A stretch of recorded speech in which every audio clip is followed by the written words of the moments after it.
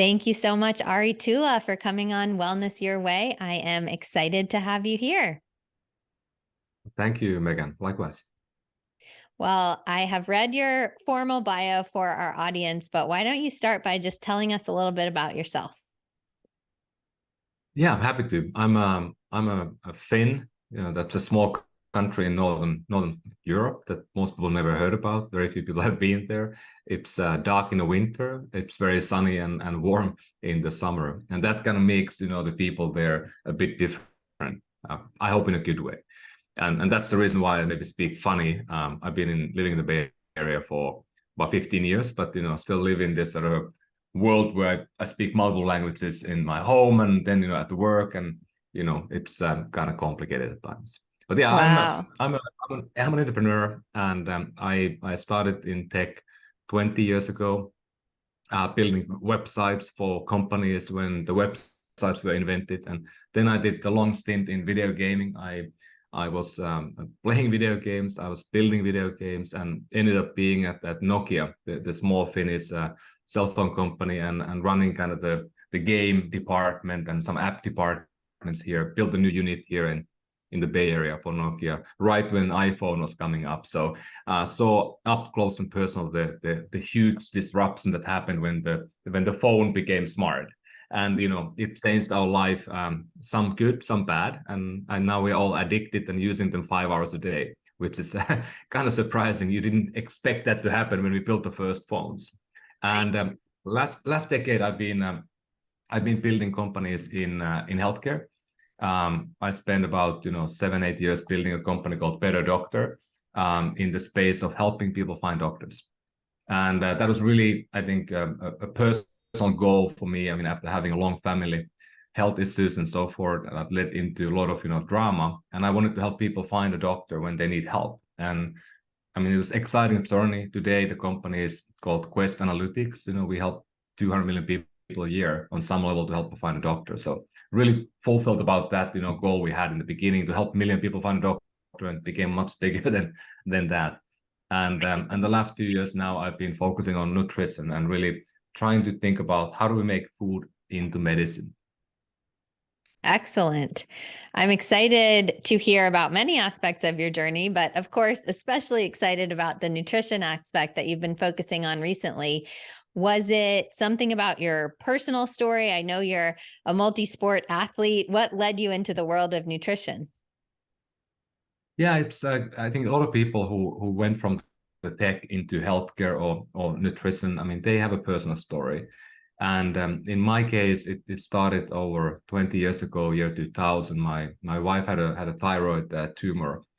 She was a healthy 20-plus-year-old athlete, and suddenly out of blue, there's a thing in her neck, and that led into operation. Half the thyroid was taken away, led into autoimmune diseases. A lot of these complicated unknowns we don't know what to do about. And luckily there wasn't like anything life-threatening, but it was basically a verdict that we can never get pregnant. And that's a tough thing to know. You find the love of your life, and then you want to have a family, and then somebody's kind of denying that at the beginning. We spent 10 years of trying to find a solution. So we work with the Western and Eastern medicine, and in the end we found that diet was the way to lower inflammation, help the body to heal itself, and we were able to get pregnant.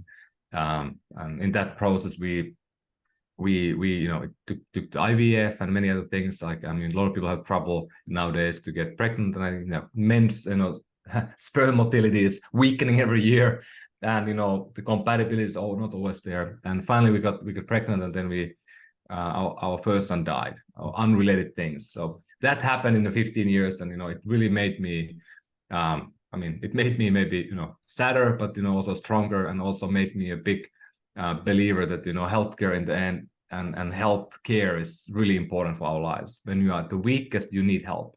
And I decided to spend my next 30 years on trying to build companies that can make people's lives better in the space of healthcare and in the space of nutrition and so forth. So I'm on that journey, and at the time when it happened for us, my wife also went from working in corporate business, helping companies to build better supply chains like Nike and Starbucks and others, So it became in the end a KonMari consultant, work with Marie Kondo. So very different, business, working with people one-on-one. And then I started to create healthcare companies, and we started to invest in also with the family office into healthcare companies and food companies. Wow. Oh my goodness. What an incredibly powerful story. Thank you for turning your pain into something that's now helping so many people. It's really incredible. And I know all of us are grateful. I could go so many places from there. So again, thank you for sharing that. I have read that you are a strong believer in personalized solutions for nutrition. And I wonder if part of that story with your wife's thyroid issues and things like that, if that helped you realize that the one size fits all traditional medical model is just not cutting it for us, and what you think the future of personalized nutrition is for us now. Yeah, it really helped me to, understand a lot about what impacts humans, what can be done, what the science tells. But it also, of course, when we saw positive outcomes, I became a really big believer. And I mean, if I take a step back, I mean, we know that on a macro level today, we are all getting sick because of the lifestyle today. I mean, we can pinpoint, we eat poorly, we don't move enough, we don't sleep enough, we stress, we have, and of course we have environment that is polluted, where we have things that we don't know what they do to us, and then of course we wrap everything in plastic and we get stuff from there. So that's happening. So it's tough to know like one thing that impacts our lives, but just think about it. And you talk about this all the time, of course, but 90% of people are metabolically sick today. We are going into pre-diabetes and diabetes. We will have our parents and all the people are very fearful of Alzheimer's and dementia. That's now being called the third type diabetes. I mean, it's just interesting that everything goes back in the way to the nutrition, and we basically are killing ourselves now with the food system we created. But the interesting thing that most people don't really realize is that you can actually reverse these conditions. It takes 20 years to get sick, but it only takes 1 year to heal if you are changing the nutrition. And it's insane how quickly it happens. And I see it myself all the time with Elo, and I mean, I'm involved a little bit in companies like Virta Health, who have now reversed tens of thousands of people who have type 2 diabetes to not have it anymore, no need to take insulin, and they do it with diet intervention only. So that is the hope I have, that yes, we are in this moment that it looks very, very dire today. 50% of people, adult population, will be obese this year. 50%. We're going to go the threshold. And but at the same time, we have hope. We have solutions that are coming to market. So for me, the personalization is one aspect that's important. I don't think everybody is a snowflake. We all want to be like we are unicorns and snowflakes, but really we have few groups of people. We can categorize us, maybe like 8 categories or whatever. But what I really believe in the most is that only way to improve anything in anything is to measure it and then improve it. If you can't measure something, you can never improve it. We know you can use a scale, you can use a measurement tape, but that's kind of one way to do it. But we don't really have good measurements today for nutrition. The only one today that is kind of exciting is basically the glucose monitors that you can put in your arm. Very expensive, painful, difficult for most people. Not accessible to 99% of people today yet.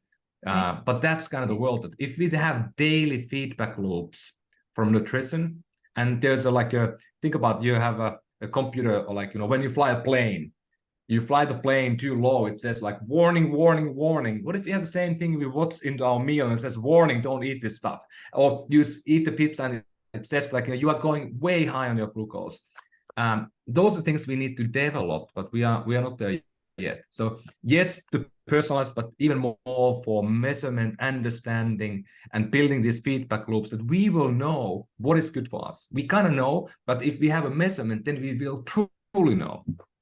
Absolutely. I Echo so much of what you just said. I wish continuous glucose monitors were more accessible to people. I have worn one on and off for several years, and I'm a nutritionist. I knew this stuff before, but something about seeing the data, oh, this food, I can literally see the spike. That's very helpful to me and to a lot of people. So I resonate with what you're saying on measuring this, and I wish for myself that I could do a 200 biomarker blood test every single day. I would love that, but we can't. And honestly, we probably don't want to. If you could name the top 3 or 5 things that you think most people should be measuring, what would those be?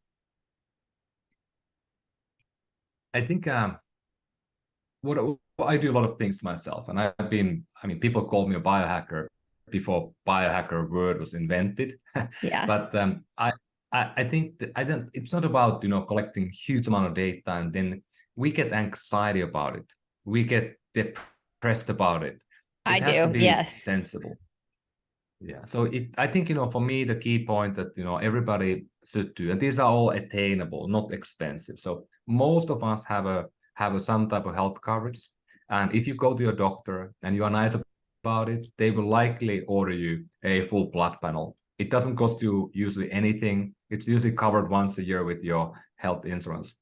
But they're not going to give it to you proactively. But if you go there and you be very nice about it, I can get about 50 biomarkers better every year with Kaiser Permanente. Being very, very nice to my doctor, I pay nothing Great. for it. So that's the one thing, that do it every year and think about what you want to do. You want to do, of course, the lipid panel, the cholesterols. You want to do A1C for diabetes. Maybe you ask for something for inflammation like CRP or homocysteine, very valuable. But Great. ask also for some minerals like ferritin, iron. Ask for the vitamin D. You are low on vitamin D. I know it. You are. Even if you haven't tested, you are. So you should eat vitamin D and at least test it once in a while. It should be free as well. It's a very low cost test to do. So the Yes. doctor will do it if you are nice. So that's the first thing. The second thing I think is that you should, somehow I think, look at your sleep. You don't need to have a sleep tracker, but think about it. And sleep has the biggest single benefit if in your life in a way. If you sleep better, you can then be more active. You can move more. You will eat better. It's very, very key. And the only way, this is coming from a big study recently done by one big company I can't name here that has an apple as a logo. Only way to impact sleep is to go sleep earlier. There's no other way. You can eat all the supplements, you can have the best pillows and whatever heavy blankets, but if you go sleep an hour earlier, you will be living longer.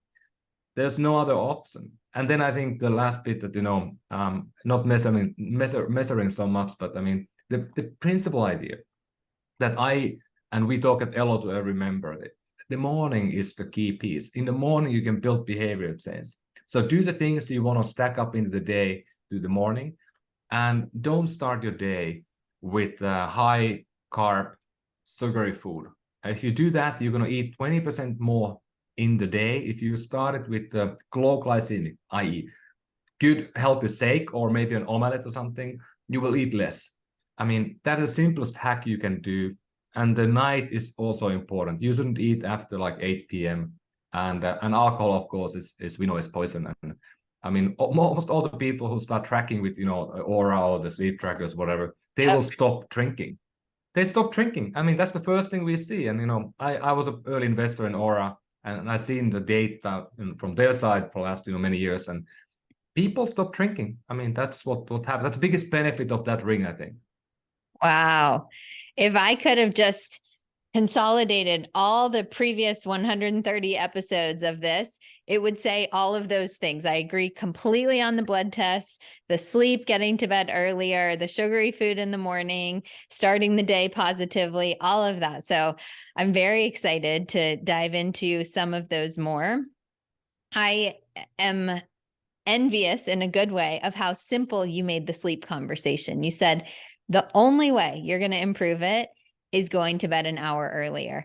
And I think I've tried to help people, minimize blue light and maybe take magnesium and do all this stuff and stop eating and sugar and all this. And you're like, nope, just go to bed earlier. So I think that was very powerful. I'm curious what time you go to bed and wake up. I usually go to bed before 11. Last night I went at midnight and I felt silly. I mean, I'm a very sensitive animal today because I've been. So the problem is that when you do these things and you get into the track of optimizing and trying to be very healthy, then your body becomes an engine that burns very clean fuel. If I eat a Yes. pizza, I drink like 4 beers, I feel like I'm dead. So Yes. I can't even do it. I'm like, but for me, if I go sleep too late, I'm gonna be very groggy in the morning. And my kids, they wake up early, so they wake up at 5:55, whatever. So I'm up at that hour. So I need to go sleep early. But when I do, I mean, I feel great. And Okay. this ring, for example, tells me every morning that I get a star rating and a crown or whatever. I feel great about that. Amazing. That's great. I chuckle because I tell people when they start working with me, the worst thing that's going to happen is you're going to feel really not great when you choose the old behaviors that you used to do. And I wish that wasn't the case. I wish it were the opposite, like one salad and we would feel amazing, just magically better. But unfortunately, it's the opposite. And I consider that a really good reminder. If I do have the pizza and beer, like you said, and I feel terrible the next day, just say, thank you, body, for reminding me. That's why I don't do this on a daily basis. It's a nice built-in mechanism to get us back on track. And I think last thing about the healthy behaviors that a lot of people are adopting lately, and many people believe. I mean, we have so many dogmas and religions in nutrition that I don't want to go there. But the whole idea of diet is to me difficult. But fasting has been this big thing that a lot of people have done, intermittent fasting or prolonged fasting. And I'm now working a little bit with one of the people who was inventing the prolonged product, and the benefits are immense. I mean, having that 5-day fast with little food, it may sound scary, but it's not actually that difficult to do. The benefits are immense, and I really believe that you can add 10 years in your life by doing that for a few years every quarter, for example, like maybe 8 times. It will likely add you 10 years in your life. I believe in that pretty thoroughly today, and we don't know yet the outcome because people haven't yet lived 10 years longer. But I think the outcome data, the impact on the body seems to be there. So fasting every now and then is super powerful. Yeah, I agree. We've had Dr. Antun, the CEO, on the podcast here as well. And I was not a believer before I interviewed him. And since then, I've done maybe 5 rounds of Prolon or so. And I agree, it is super powerful. I believe in the data, the incredible data that they're putting out. I will throw in the caveat that I don't think it's optimal for every single person. If you're in an extremely stressed state, or if you have a history of eating disorder or whatever, we could name all the things. So I think anyone who's listening, if that feels triggering for you, maybe it's not for you, but for the average person, I absolutely agree. I think it's very helpful. Thank you for sharing And that. after the 5 days of not eating a whole lot or anything. I mean, I done it also without anything, but you get the first slice of cucumber, and it's heavenly moment, and that Yes. is the moment of really redo your behaviors and redo your life a little bit, and not just in the food, but also anything you do in your life. I mean, the whole fast is a reset, not for your body only, but for your mind as well. Yes, I agree. You mentioned intermittent fasting, which isn't a really technical term and people do it different ways, but the way most people refer to it is just like shortening your eating window on a daily basis. Being such a strong athlete as you are, I'm curious if you incorporate that, and if so, how you think about the impact of that with your training. Most days, if I train in the morning, as I often do, I can't do I can do an hour, but I can't do 2 hours. Otherwise, you're just going to run out of fuel, and then you're going to be tired the whole day. But if I don't train, like today I didn't train, I ate my lunch just a moment ago, and then I had nothing before that, and I had my dinner at 6:30. So you get the window 16 hours or so. But to me, I mean, we can debate about the science. I mean, clearly the prolonged studies show that the real benefit will kick in at the 3 to 4 to 5 day. That's like putting money in the bank time. But if you are doing 12 hours, I don't think you're going to really do much of a benefit on your body beyond the fact that you are making a window of eating shorter. And try eat 5,000 calories an hour. You can't do that. So the less you have window, the less you will eat. And I think you're going to think about the less moments you have to eat, and you think about those moments better, and you make better decisions. So I mean, it definitely works from that perspective. And I don't think, like, we have people who love the breakfast, they need it, and then we have people who don't need it. But if you try intermittent fasting and not having breakfast for like a month, not maybe every day, but every other day, you get used to it. And my body, after many experiments, I mean, I go to keto in less than a day. I don't get the keto flu. I don't feel it anymore. My body is metabolically very flexible. So it's super easy. I can go keto in an 8-hour bike ride. And that's pretty powerful. I can test the ketones. I've seen like going to really deep keto in a day. Most people, it takes 2 to 3 days. Really interesting. I think you're right. We don't have to debate the whole science, but I agree that when you're exercising for a long period of time every day, it's not great. It's not a great idea to extend that fast too far every single day. That's probably a big strain on your body. So you're saying if I exercise more than an hour on a daily basis, I'm fueling, I'm getting something in there. And then if I don't train, you're extending that a little bit more. I like that. Very good. And by feeling, I have no calendar telling me like when to eat. It's always how I feel. And sometimes I do totally opposite what I would normally do because how I felt. And I think that is the very, very key. I think that, all the women who are listening, I think, you are masters of, feeling your body.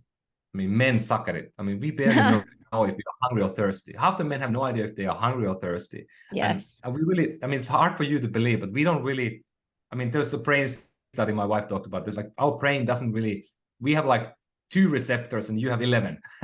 Wow. So we don't really feel. So, I mean, what happened to me, and I don't know if it's for everybody, I need these kind of measurements and loops that I can teach my body to feel better. With the glucose monitor, I was wearing one for 3 years in a row, and I started to I feel in my inner ear when my glucose goes up. And I've created a new habit and a new sense for myself. And that is the power, in a way, of the wearable devices. Not like to be obsessed about every data point, but to make you better at feeling yourself.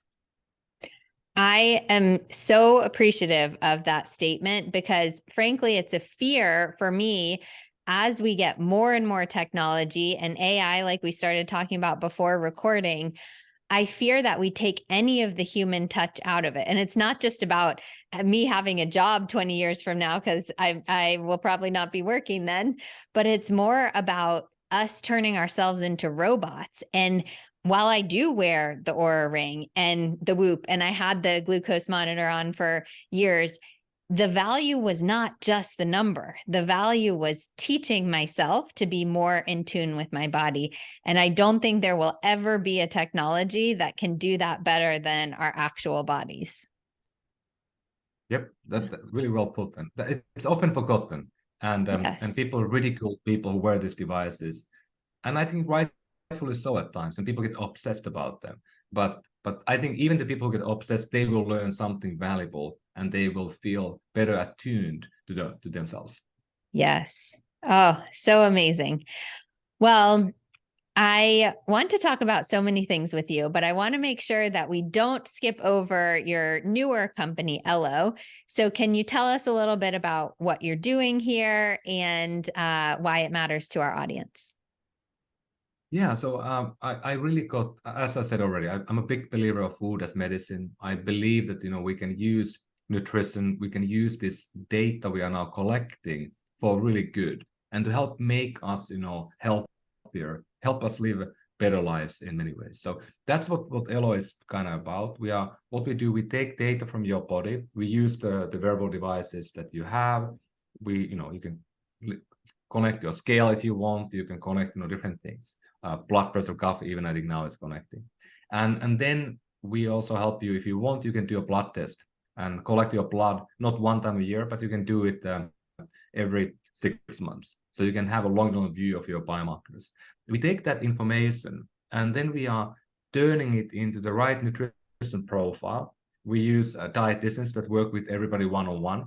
And we also have an AI or like algorithm that is taking all the science today into account, taking, for example, if you list your medications you take at the Elo onboarding flow, we are then looking at, so you don't take any supplements that could interfere with your medication automatically.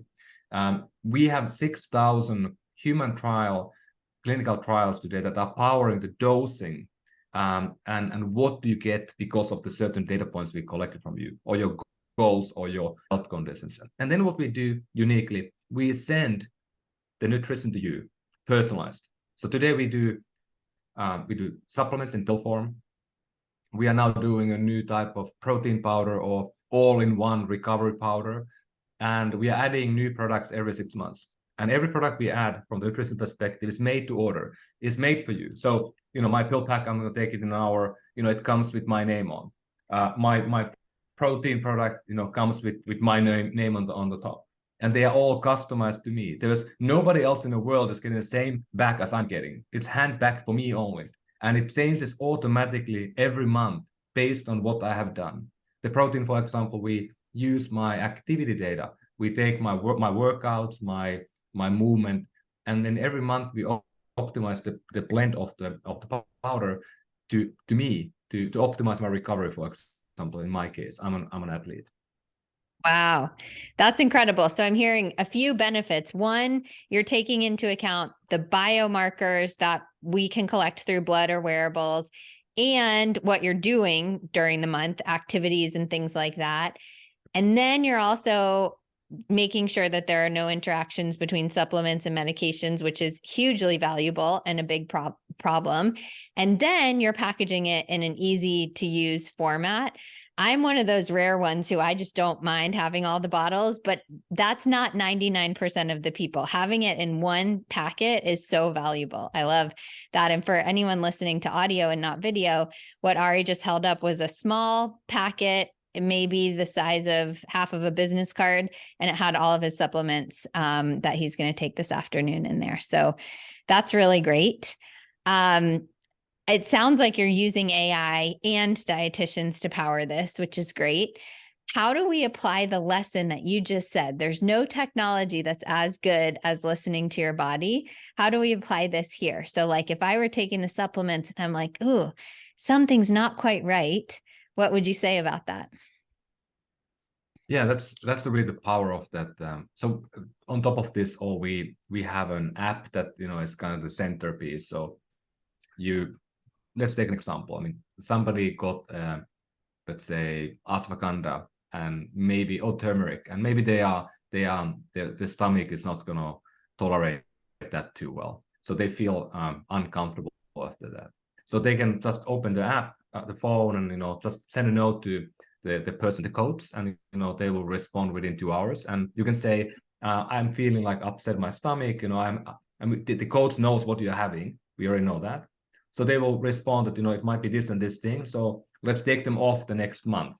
Or if you feel really bad, let's just send you a new box. So you have that dialogue. Like how often you have a dialogue with the company who made your supplements? I mean, Rarely. never. First time ever. So, you can do that. And it becomes this sort of dialogue that, we are initiating dialogue every week with our members. So we have something going on. So some people, they take photos of their food when they have something that they're not sure about. They take photos of products they're having. They talk about, this behavior changes. They get almost like, programs that they can run with themselves.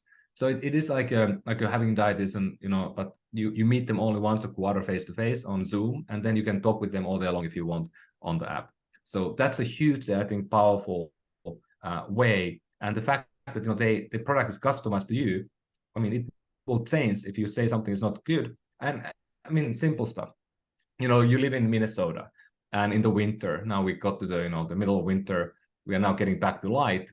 We automatically have an increase of vitamin D for the people Wow. who live in a certain latitude. That's automatic. You don't have to worry about it. It's automatic. And it's a bit like, I think Barack Obama and many people said it well, that, you know, he has a one suit he's wearing every day. You don't have to think about it. He has one breakfast he's eating every day. He has a lot of worries, you know, when you're president, for example. We are not all presidents, but, you know, maybe, you know, taking some worries away of the fact that did I not order the magnesium supplements that, you know, I'm running out? Yeah. Or like, am I eating something, or am I putting something in my mouth that is not tested? Like, we test every product we are giving to our people in a third-party lab. So we know they are pure, they have the right dosing. I mean, how often, you know, have you tested your product that you buy from Whole Foods that, you know, is it really what it should be? Never. Like, I mean, like, we have now 120 million people who are taking supplements on a daily basis. None of them know what they're taking. Are they taking the right things? Half the people who come in to Elo, they either have medications that interfere with the current supplements, or they take current supplements, they just stop immediately. Half the people, roughly. I mean, that's the fact today. And Yes. I mean, that we've tried to help make it more transparent. Are we perfect yet? No. But, you know, we are, all the data we get, we give to you in the app. You can see your graphs, your data, everything. So we try to make this whole mess that people are doing today to themselves more transparent and easy and approachable. That's really amazing. And you answered my next question, which was quality of supplements, because I know there's a lot of junk out there, and I don't recommend any supplements that I can't find an independent lab test on. So it's great that you're testing everything you give to people. That's a huge benefit. Bravo to you, because I know that's an added expense for the company, but it's really important. So what's the future of Elo? Is it making this more accessible to more people, or is it adding on more technology? What can you tell us about where you're going? Yes, I mean, I built a few things before, and my goal is to really try to build things that have a real impact. And today we are a company offering, you know, $99 a month supplements, or $59 a month type of, you know, recovery protein type product. Pretty expensive, not for everybody. And my hope that in the next, you know, maybe 5 years, we will see things happen that I think will happen, and I'm almost certain that will happen. One of them is that we will finally accept the fact that food can be medicine, food can be prescribed by a doctor, food can be paid by insurance plan, food can be paid by your employer, and Medicare, Medicaid. There's a lot of pilots happening already. You know, administration today, Biden administration, they pledged $8 billion into food programs like this. It will happen in the next 5 years. We're going to have many millions of people are going to get reimbursed nutrition. Elo wants to be one of the leading companies in that space. So we are now working into kind of the pills and powders and stuff like that. We will go deep into nutrition, you know, groceries, meal delivery, all these things. And I hope they can be subsidized to the people in the real need. Like I said, 90% of people are metabolically sick. 50% of people are obese today. I don't think we should give all the 50% of people the new weight loss drugs. I think we should first try to do better nutrition than, you know, do a bariatric surgery or give you drugs that we don't know if they will work in the long term, and that costs $10,000 a year. Wow. That was the best thing, my favorite thing that you've said all day. It's such a problem, and it takes real pioneers like you to cut through all the junk out there and red tape and actually make change. I'm so comforted that you've built so many companies and that this is on your radar in the future, because frankly, it's a huge problem. I'm with you. I want to help the people who need help most, but oftentimes for me, it feels like, oh, it's just too much of a problem. I don't know the answer. And I'm putting all of my eggs in your basket. I hope that you know the answer and you can create it for us. And it's not, I mean, people, again, like, I'm hopeful. I mean, we are in a dire position, but I'm hopeful because, you know, I'm one of these people who I'm walking the field. I'm in the rooms, you know, together with, like, you know, CEOs from Pfizer and United Healthcare and Optum and Anthem and CVS. I've been there for many years. And I know these people, and I've been talking with these CEOs and chairmen of these companies that make our healthcare today. They all believe in this idea. They don't talk about public because there's no way today to do it. There's no reimbursement way. There's not enough science yet, but they all believe in it. They all know it will happen. So it's not like the big leaders today don't care or don't know. They do know and they do care, and they're just waiting for the whole system to get ready for this new world. But think about this. Based on my napkin math, that is very accurate. If you invest $3 today into healthcare, we don't really get a lot out of it. If you invest $1 in the right nutrition in the context of food as medicine, we can take $3 out of healthcare. So now we have food and nutrition, ag, healthcare, $10 trillion a year. $10 trillion a year. If we put some of the money from the food side, nutrition side into healthcare, we can halve the healthcare cost pretty much. Then we spend about the same amount as they do in other countries in Europe and Asia. And they get, by the way, they live longer, they get better healthcare. I mean, our healthcare sucks. It's good when you get sick and cancer, but it sucks at preventative care. We spend no money on prevention. So people do want to change. It's just about, this is such a difficult thing, like how much the politicians are getting money from, the different places. There's no will at all to do taxation, like taxing sugar, labeling nutrition. We're going to do all those things, but it might take a decade. And we might be the last country in the US to do that. Wow. It feels like there's just this shift, and everyone knows the shift on the other side is better, but that shift is painful. And everyone's kind of pointing the finger at someone else. No one knows how we're going to actually do it, except maybe you. Well, there are a lot of people, but we all who think about this, we are all right. Sometimes you think in your life, you feel like you know something. You kind of know that the world will go in a certain direction. But then something happens, like think about 10 years. It's been a pretty freaking crazy 10 years. What has happened, like these things that went on. Like now the COVID happened, like last day. Like, come on, like it's insane. And we need to look at like what happened with COVID that was maybe positive in a macro. Like what happened now? Food delivery became normal. Almost all of us have tried food delivery. The at-home testing became really normal thing.